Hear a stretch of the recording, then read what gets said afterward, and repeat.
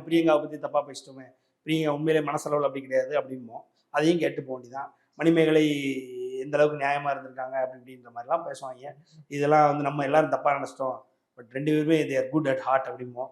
அதுக்கு hashtag love, spread love அப்படிம்பாங்க.